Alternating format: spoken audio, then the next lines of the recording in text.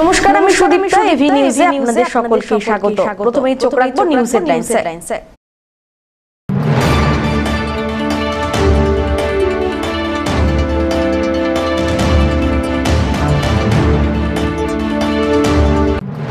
জলপাইগুড়ি উৎসব 2025-এর আনুষ্ঠানিক শুভ সূচনা হয়ে গেল।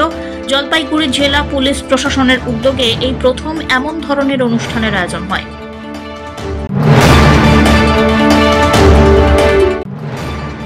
নাবালিকা ভাইজিকে ধর্ষণের অভিযোগে অভিযুক্ত কাকার আমৃত্যু কারাদণ্ড, সঙ্গে 50,000 টাকা জরিমানার নির্দেশ দিল জলপাইগুড়ি জেলা আদালতের বিশেষ পক্সো কোর্ট।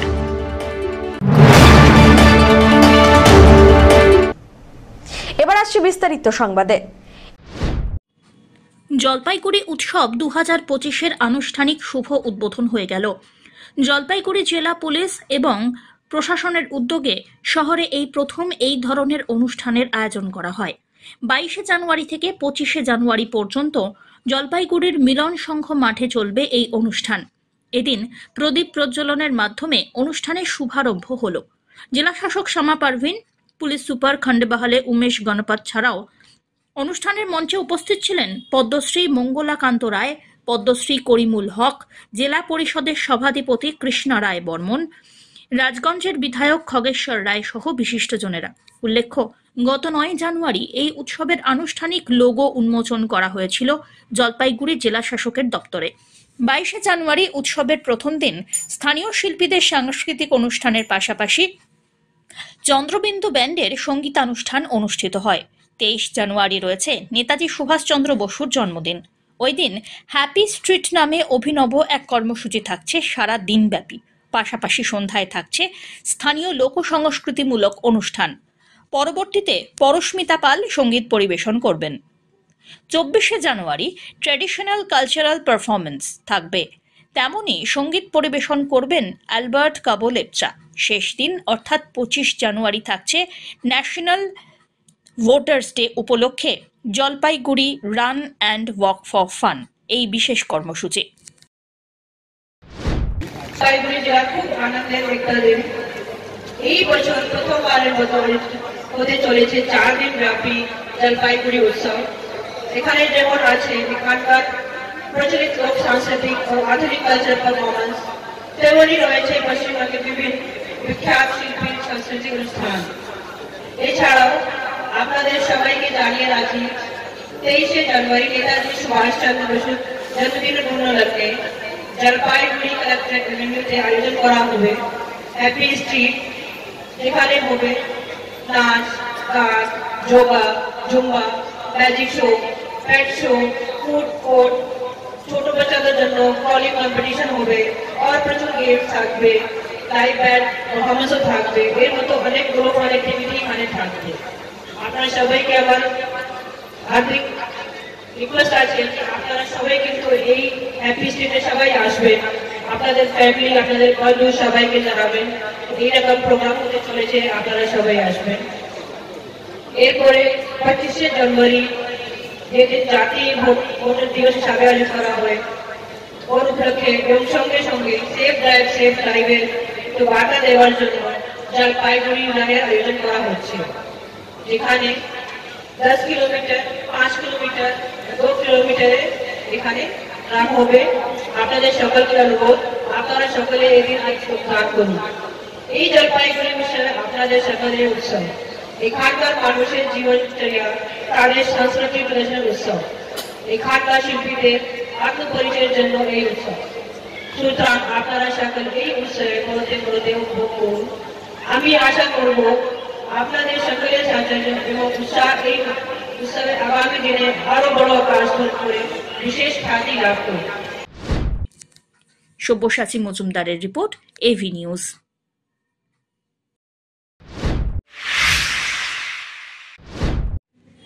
নাবালিকা ভাইজিকে ধর্ষণের অভিযোগে অভিযুক্ত কাকার আমৃত্যু কারাদণ্ড এবং 50,000 টাকা জরিমানার নির্দেশ দিল জলপাইগুড়ি জেলা আদালতের বিশেষ পক্সো কোর্ট।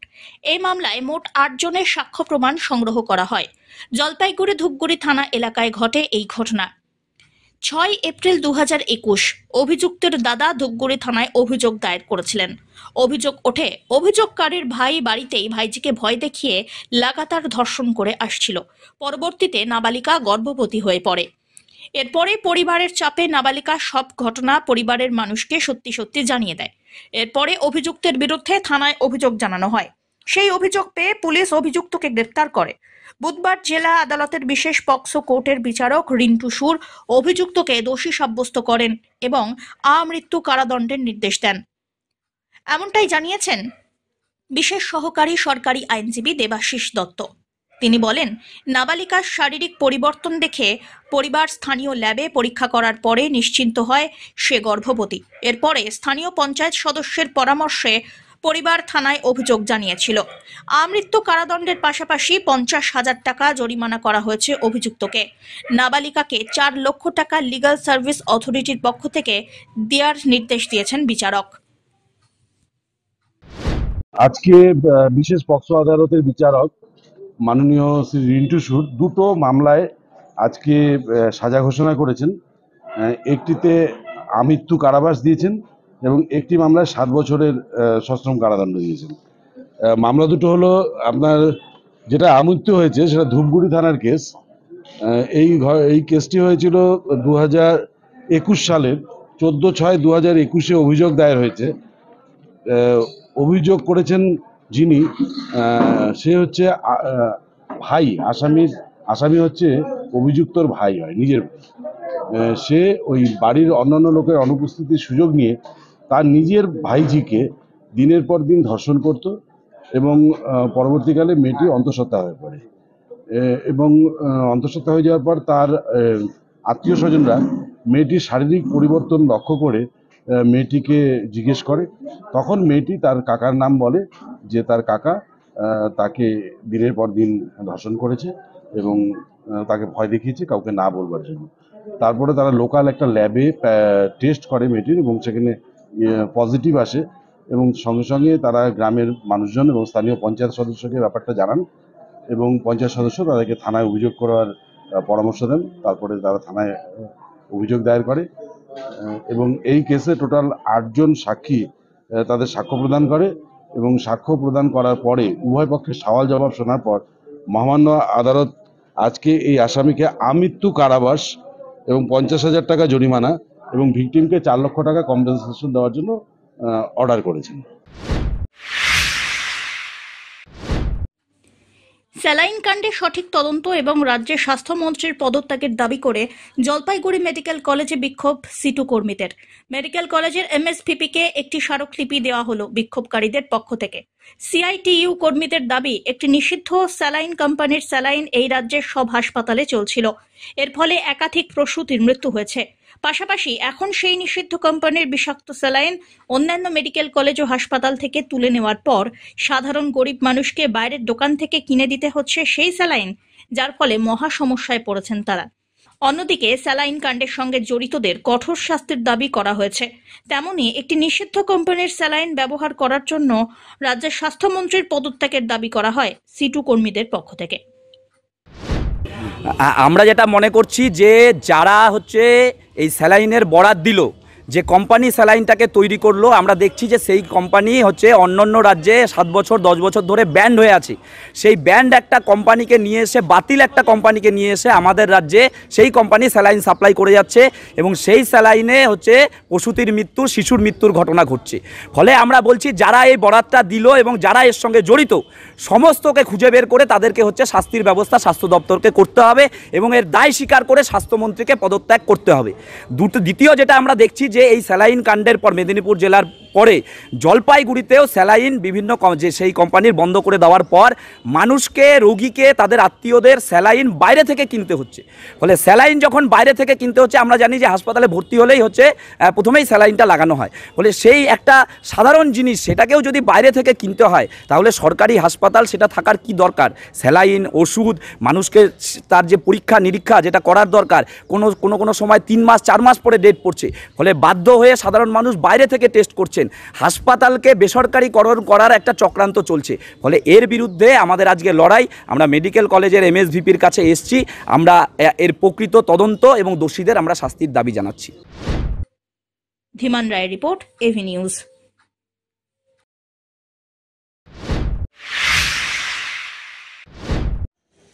জলপাইগুড়ির বইমেলা 2025 শুরু হলো জলপাইগুড়ির রবীন্দ্র ভবন প্রাঙ্গণে। জলপাইগুড়ি স্টুডেন্টস হেলথ হোমের উদ্যোগে এই সমগ্র অনুষ্ঠানের ব্যবস্থা করা হয়, যা চলবে আগামী 27শে জানুয়ারি পর্যন্ত। ঋত্বিক ঘটক এবং নীরেন্দ্রনাথ চক্রবর্তী জন্ম শতবর্ষের শ্রদ্ধার্ঘ্য হিসাবে এবার জলপাইগুড়ির এই বইমেলার আয়োজন। এদিন প্রথম দিন পদযাত্রার মাধ্যমে মেলার সূচনা হলো। উপস্থিত ছিলেন পদ্মশ্রী ধনীরাম টোটো, স্টুডেন্টস হেলথ হোমের সাধারণ সম্পাদক ডক্টর পবিত্র গোস্বামী এবং বিশিষ্টরা। পাশাপাশি স্বাস্থ্য মেলার আয়োজন থাকছে বই মেলায়। উল্লেখ্য, বই কিনতে এলে বিনামূল্যে মিলবে স্বাস্থ্য বিষয়ক পরামর্শ। চলতি বছরে সরকারিভাবে জেলা বই মেলার আয়োজন করা হয় ময়নাগুড়িতে। আজকে আমাদের উদ্বোধনী দিন, আমরা পদযাত্রা দিয়ে শুরু করলাম। নর্থ ইস্ট স্কুলের ছাত্রছাত্রীরা ছিলেন, জলপাইগুড়ি শহরের বিশিষ্ট মানুষজনরা ছিলেন, বাইরে থেকে আমাদের সংগঠনের সাধারণ সম্পাদক ডক্টর গোস্বামী এসেছিলেন, ধনীরাম টোটো এসেছিলেন এবং আজকের উদ্বোধনী অনুষ্ঠানে আরও বিশিষ্ট ব্যক্তিবর্গ আসবেন। স্টুডেন্টস হেলথ হোমের একক উদ্যোগে বইমেলা জলপাইগুড়িতে এই প্রথম। কারণ গতবারও আমরা বইমেলায় ছিলাম, কিন্তু সেখানে 3টি সংগঠন মিলে করেছিলাম। এবার আমরা এককভাবে করছি এবং যেহেতু একটু স্থানাভাব আছে রবীন্দ্র ভবন প্রাঙ্গণে, অনেক পাবলিশারকে আমরা জায়গাও দিতে পারিনি। অনেকে স্টল চেয়েছিলেন কমার্শিয়ালি, তাদেরও সবাইকে দেওয়া সম্ভব হয়নি। তৎসত্ত্বেও আমার মনে হয় যে আগামী কয়েকদিন এই বইমেলা মানুষের ভিড়ে উপচে পড়বে। কারণ এটা জানা আছে যে গোটা উত্তরবঙ্গের মধ্যে জলপাইগুড়ি এমন একটি শহর যেখানে বইমেলায় সর্বাধিক বই বিক্রি হয় এবং এবারও সেই ঐতিহ্যটা গতবারের চাইতেও বেশি বিক্রি হবে এরকম আশা আমরা করছি। শুধু বিক্রির দিক থেকে নয়, মানুষের মধ্যে বই সম্পর্কিত চেতনা তৈরির কাজে এই কাজটা করা যেতে হবে। সব্যসাচী মজুমদারের রিপোর্ট, এভি নিউজ।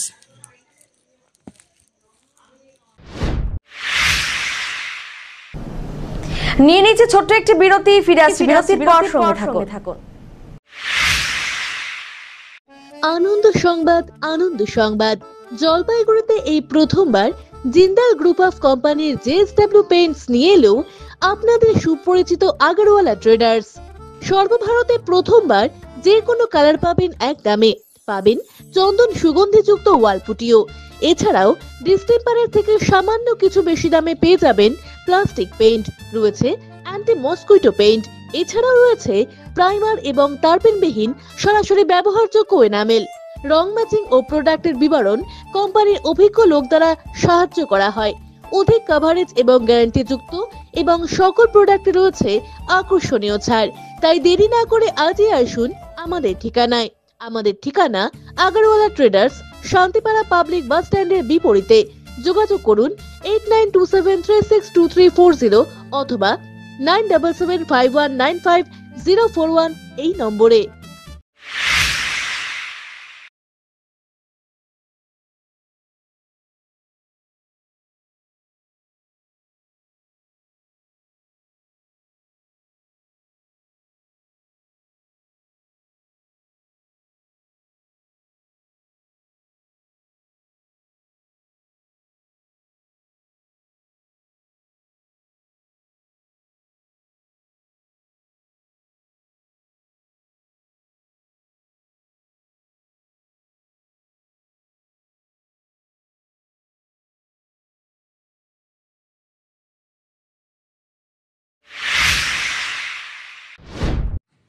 স্কুল থেকে বাড়ি ফেরার পথে বাইকের ধাক্কায় মৃত্যু হলো এক পড়ুয়ার। এই ঘটনায় গভীর শোকের ছায়া নেমে এসেছে এলাকায়। মঙ্গলবার বিকেলে মর্মান্তিক দুর্ঘটনা ঘটে শাহুডাঙ্গি গন্ডার মোড় রাজ্য সড়কের ডাঙ্গাপাড়া এলাকায়। মৃত ওই নাবালকের নাম সুরজিৎ দাস, বয়স 8 বছর। তার বাড়ি রাজগঞ্জের বিন্নাগুড়ি গ্রাম পঞ্চায়েতের সিপাইপাড়া এলাকায়। বিন্নাগুড়ির নাওয়াপাড়া BFP প্রাথমিক বিদ্যালয়ের 3য় শ্রেণীর ছাত্র ছিল সে। পারিবারিক সূত্রে খবর, গতকাল দুপুর নাগাদ স্কুল থেকে বাড়ি ফেরার পথে নাওয়াপাড়া সংলগ্ন ডাঙ্গাপাড়া এলাকায় দ্রুত গতিতে আসা একটি বাইক সুরজিৎকে ধাক্কা মারে। রাস্তায় লুটিয়ে পড়ে সুরজিৎ। স্থানীয়রা তাকে উদ্ধার করে ফুলবাড়ির এক বেসরকারি হাসপাতালে নিয়ে গেলে কর্তব্যরত চিকিৎসক তাকে মৃত বলে ঘোষণা করেন। 8 বছর বয়সী নাবালকের মৃত্যুতে এলাকায় গভীর শোকের ছায়া নেমেছে। ময়না তদন্তের পর দেহ আনা হবে বাড়িতে। সকাল থেকেই বাড়িতে এলাকার মানুষের ভিড়। পরিবারের লোকেরা জানিয়েছেন, স্কুল থেকে বাড়ি ফেরার পথে এই ঘটনা। অন্যদিকে এ বিষয়ে স্কুলের প্রধান শিক্ষক জানান, স্কুলে থাকতেই খবর পান বাইকের ধাক্কায় আহত সুরজিৎ। সঙ্গে সঙ্গে ফুলবাড়ির এক বেসরকারি হাসপাতালে গিয়ে শুনতে পান মৃত্যু হয়েছে ছাত্রের। এদিন স্কুলে ছাত্রছাত্রীরা শোক দিবস পালন করে এবং তাদের ছুটি দিয়ে দেওয়া হয়।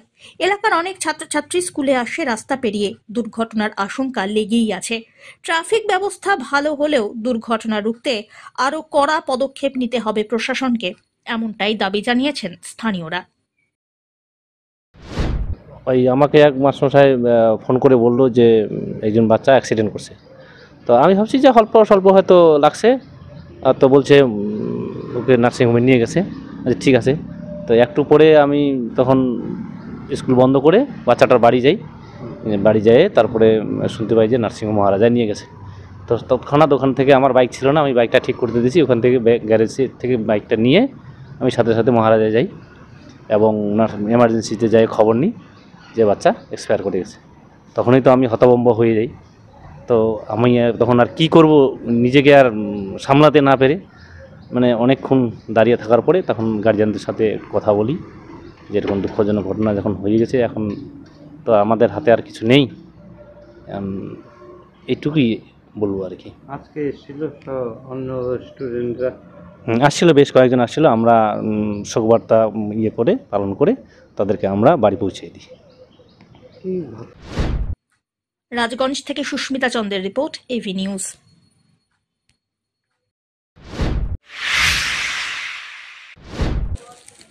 কুয়াশার চাদরে মুড়ল শহর জলপাইগুড়ি। গতকালের তুলনায় আজ সকালে কুয়াশা অত্যন্ত বেশি বলে জানিয়েছেন প্রাতঃভ্রমণকারীরা। পাশাপাশি শীতও জাঁকিয়ে বসেছে জলপাইগুড়ি জেলায়। এদিন কুয়াশার দাপটে শহরের রাস্তায় ছোট থেকে বড় গাড়ির হেডলাইট জ্বালিয়ে দেখা যেতে হয় চলাচল করার জন্য। কলকাতা থেকে আসা এক প্রাতঃভ্রমণকারী জানান, কুয়াশার জন্য পরিযায়ী পাখিদের দেখাই যাচ্ছে না। বৃষ্টির মতোই মাথায় শীত পড়ছে হিম। কলকাতার তুলনায় উত্তরবঙ্গে কুয়াশা বেশি বলে লক্ষ্য করা যাচ্ছে। আজকের ওয়েদার অনেকটাই কালকের থেকে তো আজকে আরও কম ফগ, কিন্তু ফগ তো আছেই। হ্যাঁ, আর কি আমি তো এখানে থাকি না, আমি শ্যামনগরে থাকি কলকাতায়। তো এসছি কালকেও দেখেছিলাম ফগ ছিল। কালকের থেকে আজকে ফগটা আর একটু কম মনে হলো, কিন্তু সত্যি এখানে যখন এলাম এখানে ফগটা ভালোই মনে হচ্ছে। পুকুর তো দেখাই যাচ্ছে না। শীত তো একটু বেড়েছে এখন।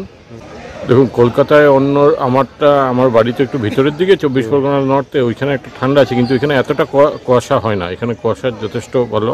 কিন্তু আমি কিছু ডিসেম্বর মাসে এসেছিলাম, তখন যা দেখেছিলাম তখন এতটা ঠান্ডা ছিল না, কুয়াশা ছিল না। এখন এটা প্রচুর অনেক কুয়াশা দেখতে পাচ্ছি। এবার তো ভীষণ ঠান্ডা। আজকে তো চারিদিক সকাল থেকে কুয়াশায় পুরো ঢাকা। ভোরবেলার দিকে হাওয়াও দিচ্ছিল রীতিমতো। তারপর তো দেখছি হাঁটতে বেরিয়ে কুয়াশায় একদম চারিদিক ঢাকা। পুকুরের জল দেখা যাচ্ছে না। রাজবাড়ির দিকে কুয়াশায় একেবারে ঢাকা। মাথার উপর টপটপ করে বৃষ্টির মতন ফোঁটা পড়ছে একেবারে। আমরা অন্যদিন এখানে আসলে যথেষ্ট পরিযায়ী পাখিগুলোকে দেখতে পাই, আজকে সেগুলো একদম শীতে পুরো ঢাকা হয়ে রয়েছে একেবারে। প্রচণ্ড কুয়াশা, চারিদিকে একদম সাদা হয়ে রয়েছে। একটু দূরে দৃষ্টিসীমা খুব আমাদের কমে এসেছে, প্রায় দেখাই যাচ্ছে না। চারিদিকে একেবারে ঢাকা সাদা। আপনারা দেখতেই পাচ্ছেন আমার পিছন দিকে কীরকম পরিস্থিতি। তবু এর মধ্যেও কিছু মানুষ দেখতে পাচ্ছি সাঁতার কাটতেও এসেছেন এত ঠান্ডার মধ্যেও। হ্যাঁ, রাজবাড়ি দিঘিতে। ধীমান রায়ের রিপোর্ট, এভি নিউজ।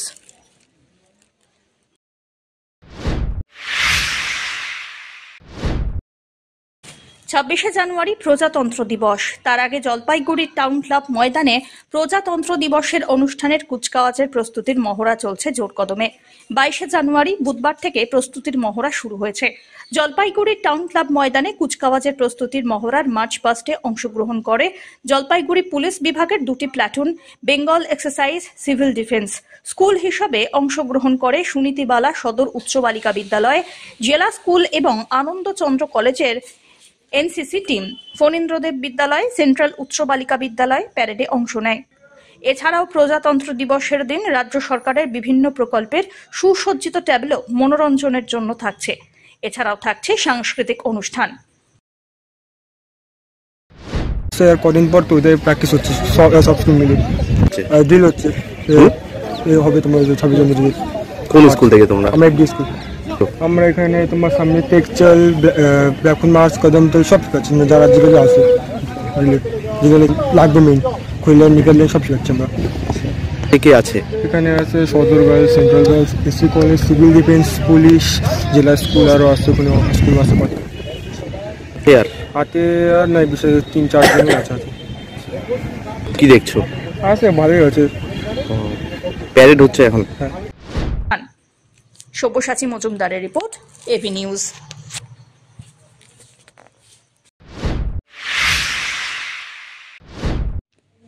জলপাইগুড়ি জেলার টাউন ব্লকের 70টি পরিবারের পক্ষ থেকে প্রায় 260 জন বিজেপি, সিপিআইএম এবং কংগ্রেস দল ছেড়ে তৃণমূলে যোগদান করল বলে খবর।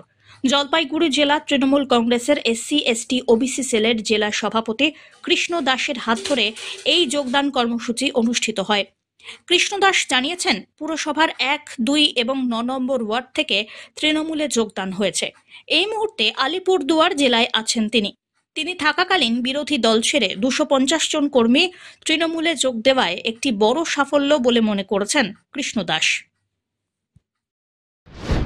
আমাদের জলপাইগুড়ি টাউন ব্লক থেকে 70টা পরিবার জয়েন করলো। এর মধ্যে আমাদের 1 নম্বর আছে, 2 নম্বর আছে এবং 9 নম্বর আছে। এই 3টা ওয়ার্ড মিলে আজকে আমাদের 70টা পরিবার জয়েন করলো এবং এই জয়েনিং এর সেই যোগাযোগটা সম্পূর্ণভাবে আমাদের মৌসুমী ওর গ্রুপ সামনে দেখতে পাচ্ছেন। ওর গ্রুপ ওরা টোটাল মিলে আমাদের টাউন ব্লকের যে এসসি ওবিসি সেলের যে সংগঠন এবং ব্লক প্রেসিডেন্ট এবং আমাদের হচ্ছে ব্লক কমিটি, এদের নেতৃত্বে আজকে এই এরাই সব যোগাযোগ করে নিয়ে আসে, এখানে জয়েন করা হলো। এই জয়েনিং এর ফলে টাউনে আমাদের ঘাটতি কিছুটা হইলেও আজকে আমাদের মিটলো। আগামী দিন কিছুটা হইলেও আমরা বেশি ভোট পাবো। আমরা এই ছোট ছোট জয়েনিংগুলো করাচ্ছি যাতে আমরা 26-এ ভালো রেজাল্ট করতে পারি। শেষ করবার আগে নিউজ হেডলাইন্স আরো একবার।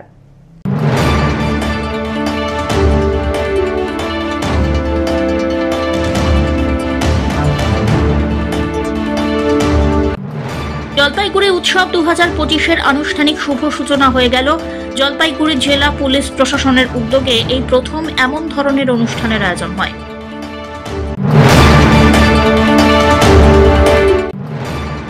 নাবালিকা ভাইজিকে ধর্ষণের অভিযোগে অভিযুক্ত কাকার আমৃত্যু কারাদণ্ড, সঙ্গে 50,000 টাকা জরিমানার নির্দেশ দিল জলপাইগুড়ি জেলা আদালতের বিশেষ পক্সো কোর্ট। শেষ করবার আগে নিউজ হেডলাইন্স আরো একবার। এখনকার মতো এভি নিউজ এ পর্যন্তই। পরবর্তীতে আসছি আরো সংবাদ নিয়ে, দেখতে থাকুন আমার বিশেষ। নমস্কার।